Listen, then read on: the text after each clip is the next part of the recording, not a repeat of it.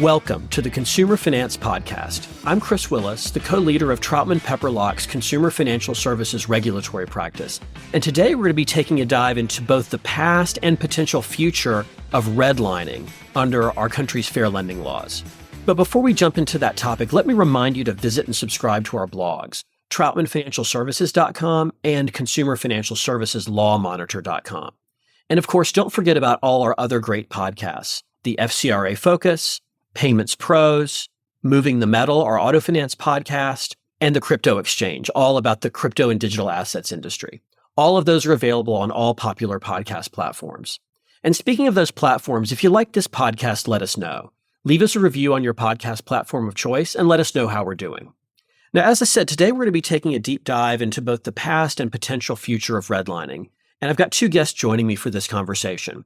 First is my partner, Lori Sommerfield, whom you will recognize her voice as a very frequent participant in our podcast. But we also have a very special guest today, and that's Stephen Hayes.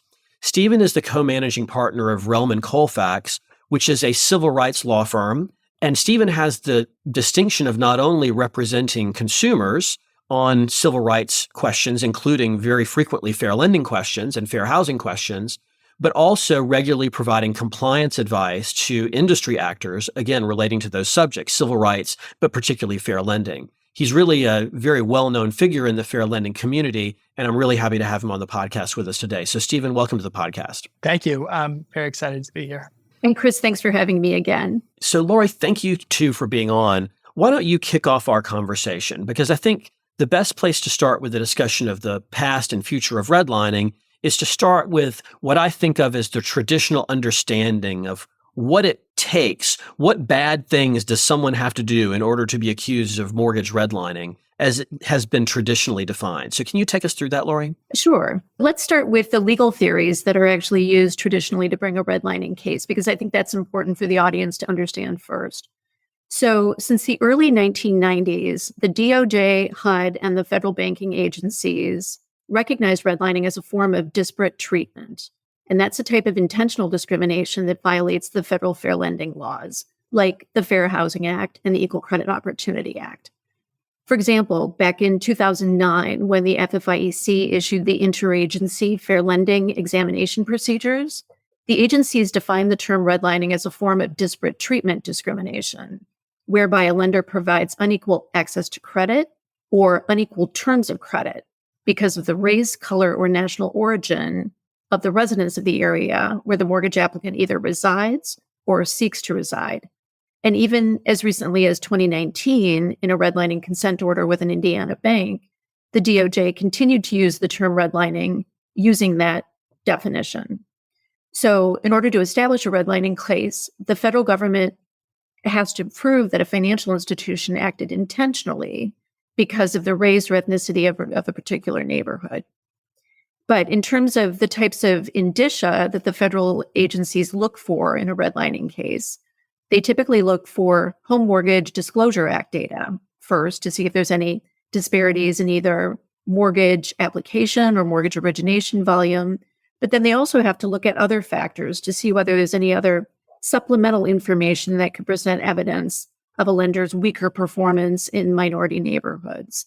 And that could be things like, basically not having any branches in majority minority census tracts, closing branches that it acquires from another bank in communities of color, drawing its service areas to exclude census tracts where there are majority minority populations, or conducting minimal advertising in communities of color. Those are just some examples.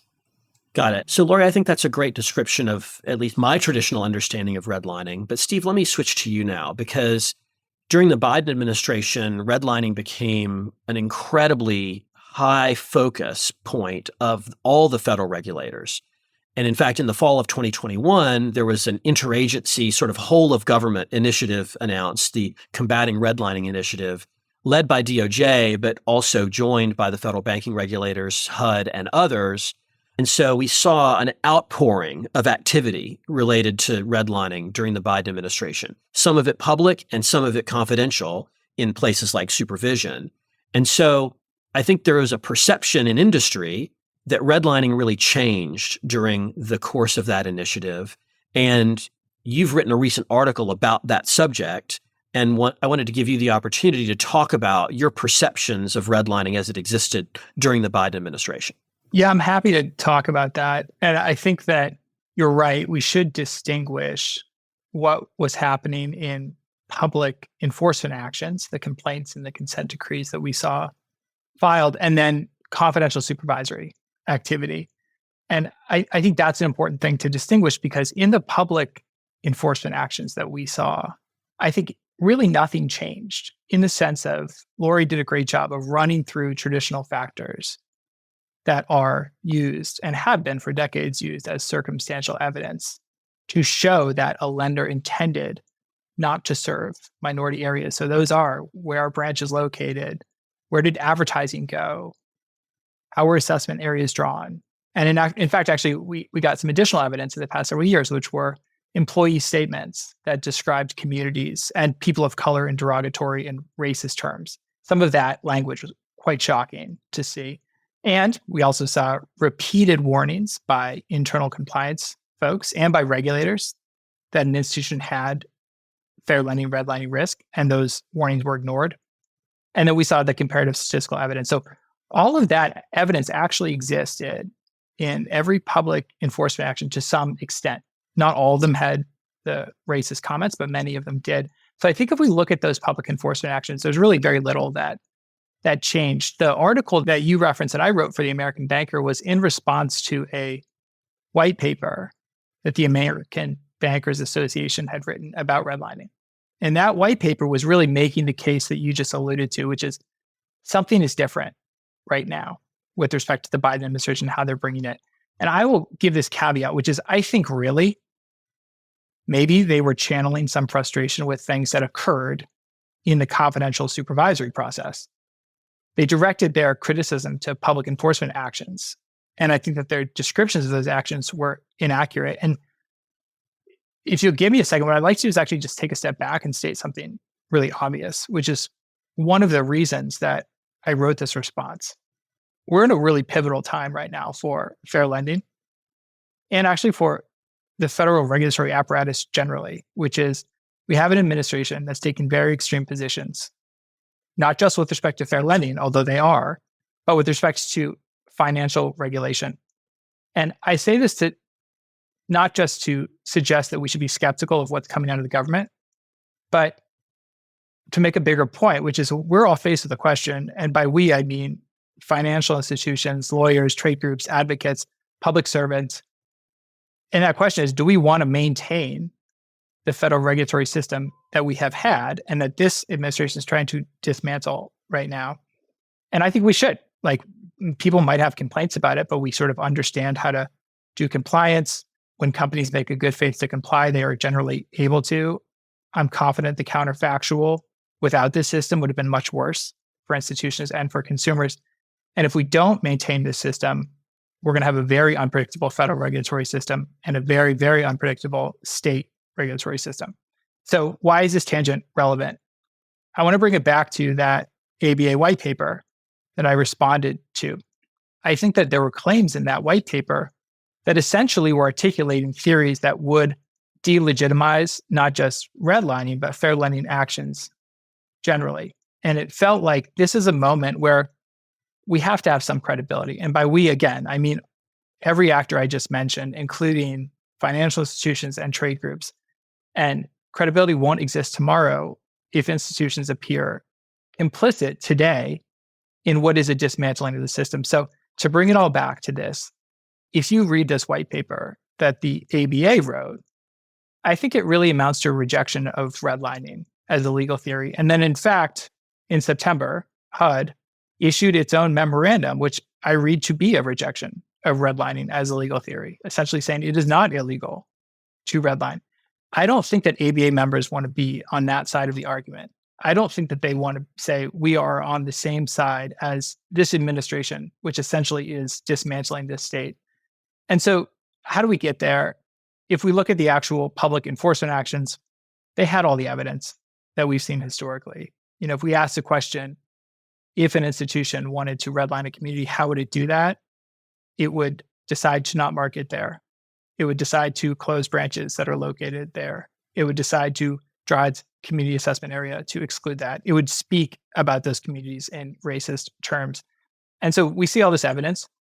The paper made a few claims which are really stark. One, it criticized the use of statistics in these cases. We have to have statistics in these cases. The Supreme Court has affirmed that for decades. And that's for two reasons. One, if the theory is that this institution intended to discriminate against an area, we need statistics to see whether it actually did that or not. And the statistics, which are very stark disparities for each one of these targeted lenders in the enforcement actions, were disparities that were 2 times or up to 30 times as bad as their peers. So it isn't a matter of racial balancing in these public enforcement actions. It is very stark disparities that show the discrimination was successful. And the second piece in the article is they criticize the remedies that the consent decrees landed on. Those remedies traditionally have benefited entire communities that have been redlined. So programs to get investments back into those communities. The paper says, no, that's not legitimate. You can only remedy specific individuals that were denied or discriminated against. And obviously in the redlining context, we can't do that because the theory is the lender avoided that area. No one knew to apply to that lender. So how could we identify the people that were denied? Again, if we think about that argument, really what they're saying is there's no remedy for redlining. I think that's a very dangerous position to be in. So I'll pause there to say, if we look at the public enforcement actions, I don't think that these are fair criticisms. I think the Biden administration focused on these cases and it brought very strong cases that I wouldn't want to be in a position of defending. Maybe their gripe was on what was happening in the confidential supervisory process, which all of us are limited in terms of how much we can talk about that. But I think in the course of venting that frustration, they made arguments that I think went too far. And I would encourage members to ask the ABA to not take positions like that because they're going to lose credibility. Well, I do think that a lot of at least what Lori and I experienced during the last administration in what we perceived as a change in the formula for redlining, a change from what the traditional one that we all talked about at the beginning of the episode, did occur in supervision. And it was equally stark, to use your word, Stephen, in the sense that our perception was that a peer analysis of HMDA data was literally the only factor that the regulator would look at. And that would even be in instances where it was in the face of affirmative marketing efforts, community partnerships, special loan programs made available to people in a majority-minority area in a city. And if those efforts didn't work for whatever reason, and the institution being examined had originations that were below the average of their peers, they were redlining. And that was enough, actually, to get them referred to DOJ during the Biden administration and get 15-day letters and downgrades to their CRA ratings and all of that sort of thing. And, to us, it felt like redlining had become like a disparate impact claim, but without the business justification defense. And that felt very unfair and arbitrary. And not only was there sort of a shelving of any consideration of any evidence other than the statistical evidence, but there was also the departure from the idea of very large disparities in volume shown by the HMDA data. You referenced this, Stephen, and it's true. Historically, if you were to read the DOJ complaints and the cases that have been public over many years, you'd see the targeted lender, the defendant in that case, doing 1/3, 1/4, 1/10 as much business in the majority-minority census tract as their peers, whereas the standard in supervision was if you were below the average, period.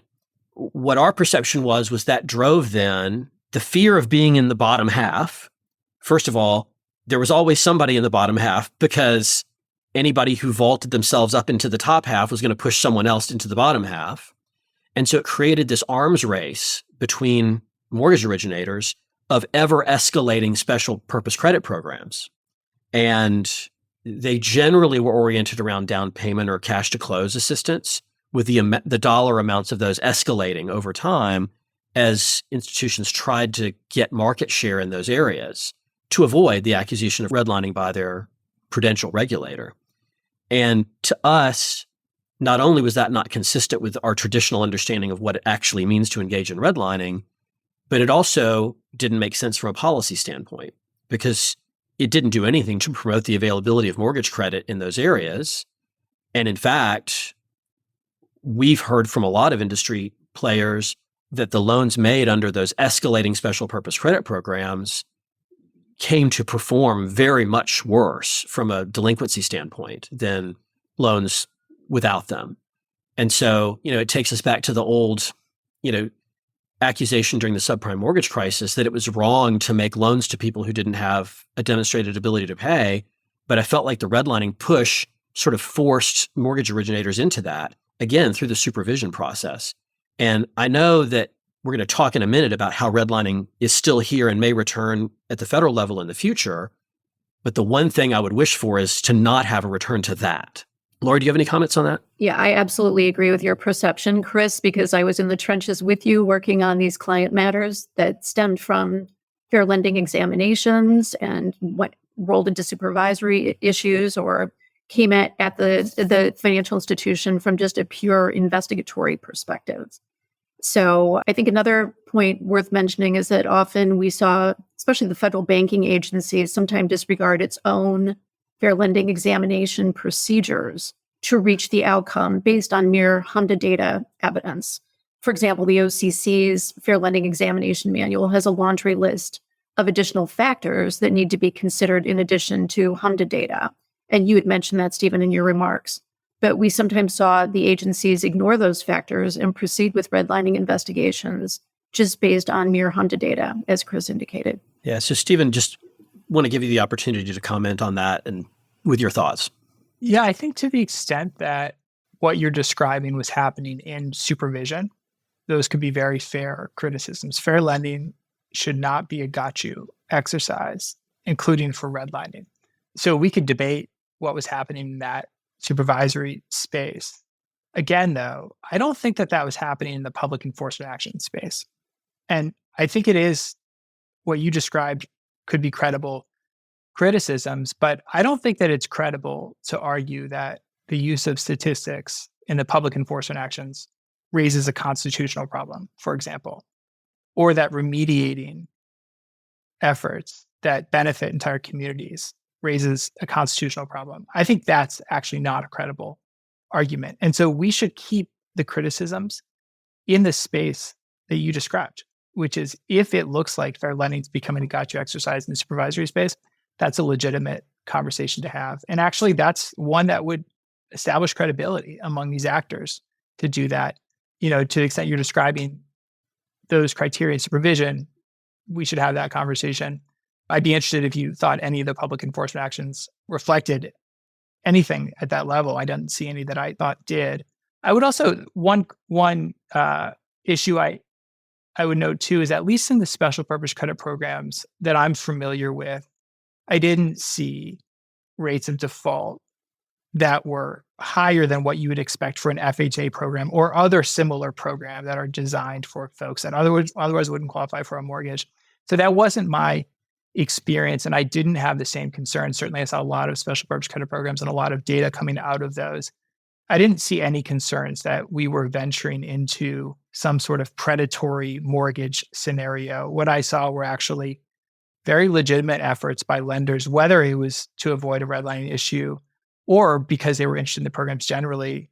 They were being actually quite creative in designing mortgage programs that were extending credit to people and communities that otherwise would not get it. And I think we should celebrate that. I think that actually at the end of the Biden administration, we saw mortgage pricing disparities that had been chronic for 20 years. We saw those disparities go down to almost zero.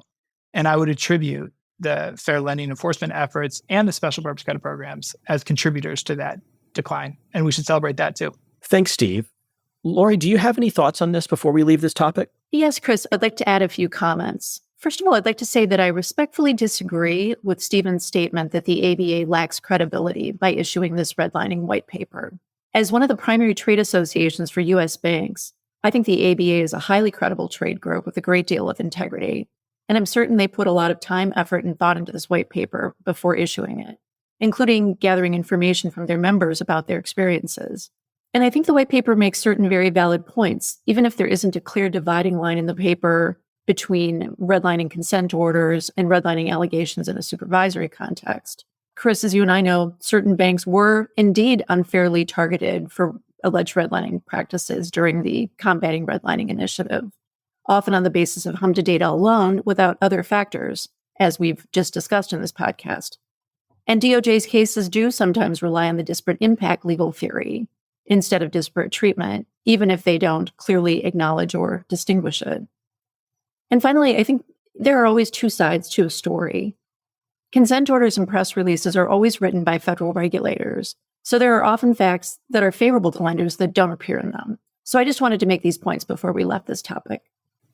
Well, we've talked about the past of redlining. Let's talk about the present for a moment, because you alluded to this, Stephen, in very graphic terms, but it's fair to say redlining, and indeed fair lending in general, doesn't seem to be a topic of much interest under the current administration.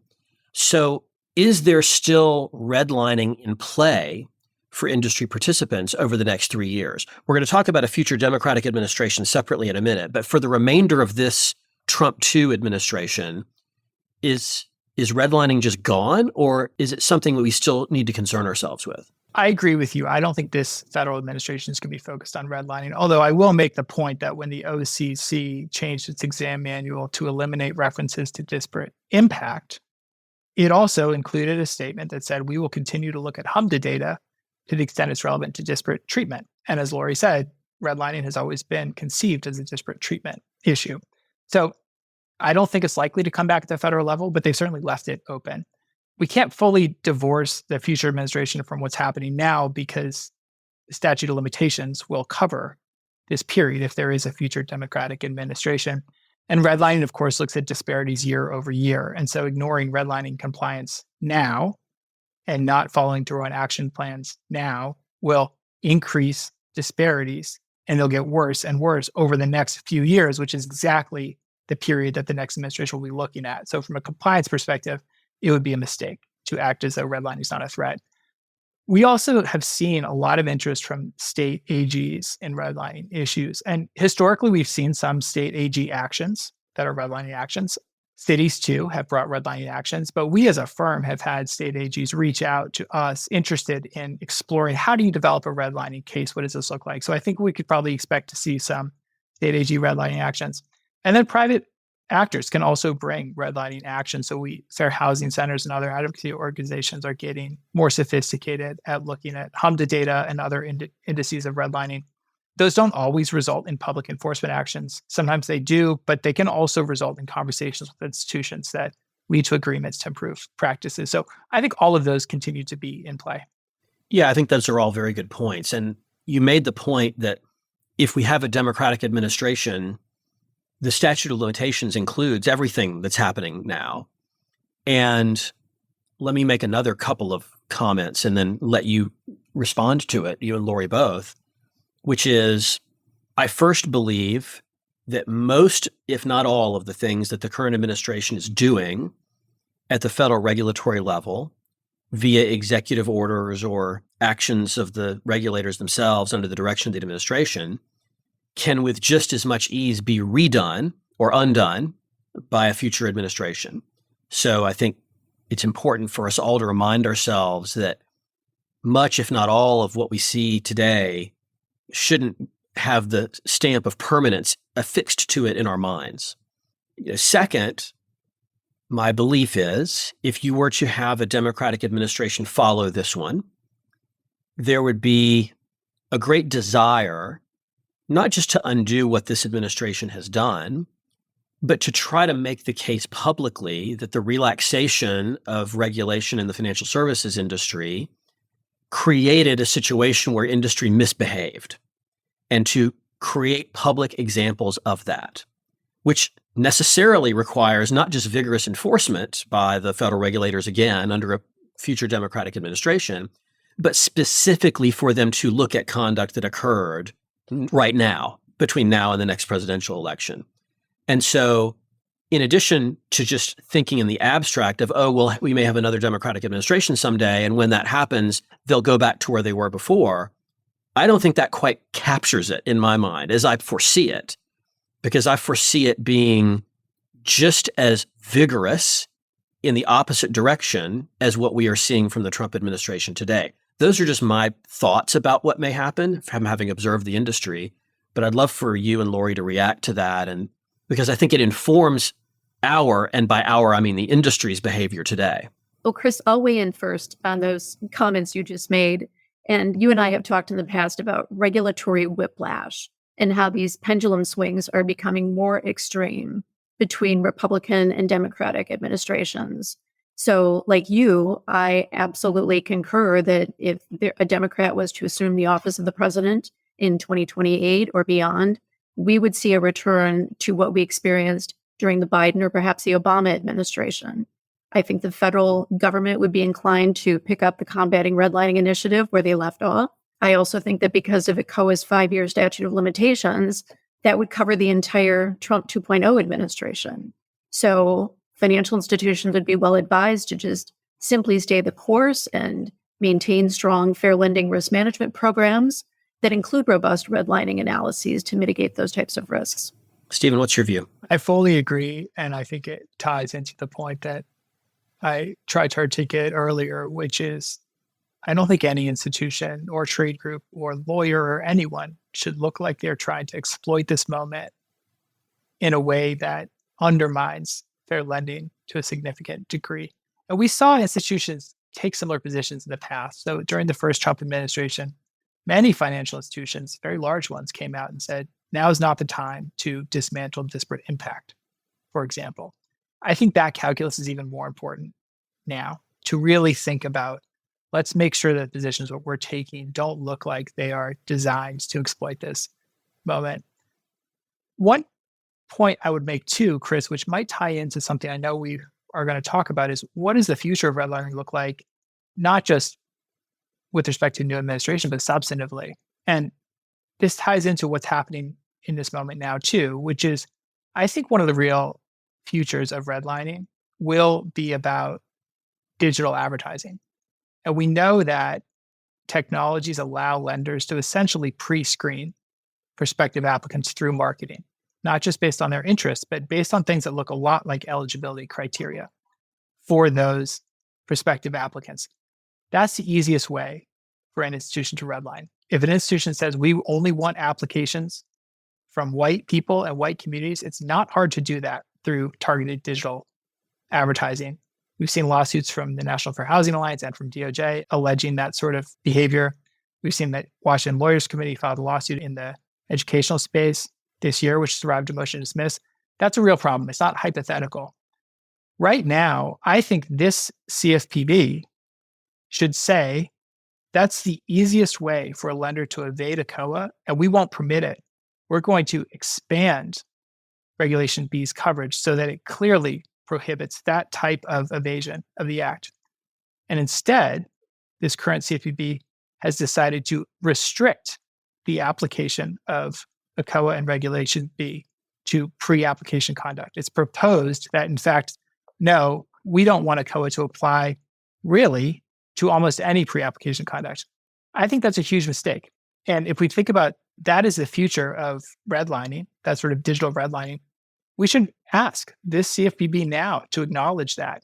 And rather than limit ECOA's application with essentially no explanation, all of us, institutions too, should be encouraging the CFPB to say, we don't tolerate discrimination. This is a very clear way to evade the act, and you should prohibit that.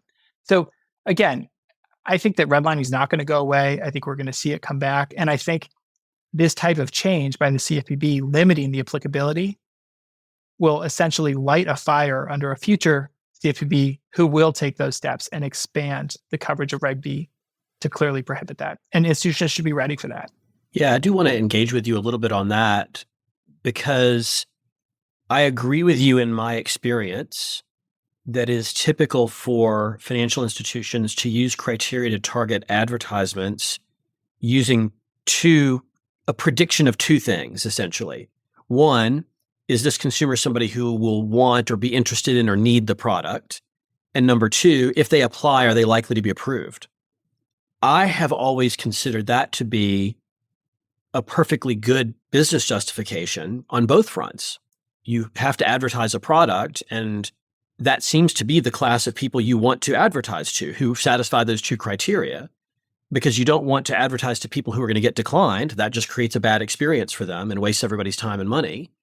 I would not, in my own comments, equate targeting on those bases with redlining, because they're going to be facially neutral criteria having to do with creditworthiness to the extent that the lender has information related to that. And I'm curious as to why you seemed to draw that equivalence. Well, I would say the assumption that you baked in, which is that they would have creditworthy criteria, and that's what this targeting would be based on. We're putting an awful lot of faith in large digital advertisers to hold that line. I don't know that I have that confidence, especially because in areas outside of housing, credit, and employment, they certainly don't. They allow you to target based on all kinds of demographic criteria. They essentially can peg every demographic criteria to almost everyone. Right now, there are voluntary statements by some institutions that they won't do that in credit, and they won't do it in employment or housing. There's nothing really, if a COA doesn't apply here, that would require them to continue to do that. That would allow creditors then to say, find me everyone who's emerging affluent. And the digital advertiser says, okay, we'll look for everyone who is 40 and below. And this offer that you have, this credit product, will not be advertised to people who are elderly. That seems quite discriminatory and would be a big problem and a very easy way to evade a COA. That's a hypothetical. I think it's not hard for me to imagine that happening with respect to almost any protected class. The only thing holding the line, frankly, now has been the threat that a COA might apply, and financial institutions' own compliance programs who said, we refuse to have that happen. We do not want you to do that. But if that starts to slip, that's a very easy way to redline. Okay. Well, I appreciate you talking with me about that. And we might have another conversation about that at some point, because my own perception of advertising as it existed in regulatory thought at the end of the last administration was, I felt like it was pretty clear that everybody knew to avoid the direct use of protected characteristics in targeted advertising. So the enforcement actions that we had seen and the private litigation we had seen involved allegations of that happening. I did not perceive there to be a determination, even in the regulators, of saying that disparate impact applies to advertising. And I was not anticipating that that was going to happen. And so maybe someday we'll have a conversation about that general subject, because I think it would be a fascinating one, actually. I would love to have that too, but I would also pause on something you just said, which is there was a shared understanding that institutions should not use protected class status in their advertising, which I agree with. That is a shared understanding. If this CFPB restricts application of a COA to pre-application conduct, there is no application of a COA or Reg B in that context. So there's a shared understanding that, according to this CFPB, is not backed up by law outside of the housing context. That's a problem. We should actually encourage the CFPB to make clear the assumption that every institution has held, which is that's an illegal thing to do. The CFPB should be clear about that. And I think as a side matter, we would have to discuss whether, if it were done on the basis of race, whether it would also potentially violate 42 U.S.C. 1981, if done intentionally, because it doesn't have any limitation to applicants in it. Although that law in 1981, there's Supreme Court precedent suggesting it does not apply to advertising. Yeah. So I agree. This is a great conversation. I'd love to have a longer version of it. We'll put a pin in that and have a conversation about that, because I think it actually would be a really good conversation to have. Let me just ask you one off-topic question that is of interest to me and I think to the industry as well before we close the episode. And that is, a lot of people in the industry think that there's a case where a cert petition is pending to the Supreme Court right now that will give the Supreme Court the opportunity to weigh in on what exactly it meant to have the guardrails that were discussed in the inclusive communities decision to guard against what the court called abusive disparate impact claims. That's where robust causality came in and some of the other things that were talked about in inclusive communities. And that's a case that your firm is involved in, representing the plaintiffs, which is the immigrant bank case out of the Second Circuit. And I wonder if you just take a few minutes to talk to the audience about what that case is and what you think its significance might be. Sure, I'm happy to do that. So this was a case, as you said, against Immigrant Bank from about 1999 to right before the mortgage recession in 2008. They ran a predatory lending scheme that deliberately targeted and disproportionately harmed Black and Latino homeowners. And it was a kind of classic equity stripping scheme where they would target people who had a lot of equity in their homes with a product that was really designed to default. So if folks missed a single payment, the interest rate shot up to 18%. We had litigated this for years, and a federal jury ultimately found the scheme violated state and federal anti-discrimination laws like ACOA, the Fair Housing Act, and New York City and state laws. And then that jury finding was affirmed by the Second Circuit earlier this year. So as you said, there's been a cert petition. I don't think this is a good vehicle, frankly, for cert at all. The first question they raise is about equitable tolling, not about disparate impact. And then the second and third questions they raise are about the articulation of disparate impact in jury instructions. And so a few reasons this is not a good vehicle for cert is, number one, there's a jury finding about the state law violations. So what the Supreme Court says here actually wouldn't affect this case, really. It also involved intentional targeting. So it's not a pure disparate impact case. It's one of those disparate impact cases where essentially you get in the door and then you find a lot of evidence of intent too. And then the third piece, and this is probably for the Supreme Court, the one that matters the most, is the Second Circuit actually agreed with the defendants on the legal standard. There wasn't really disagreement about what the legal standard was.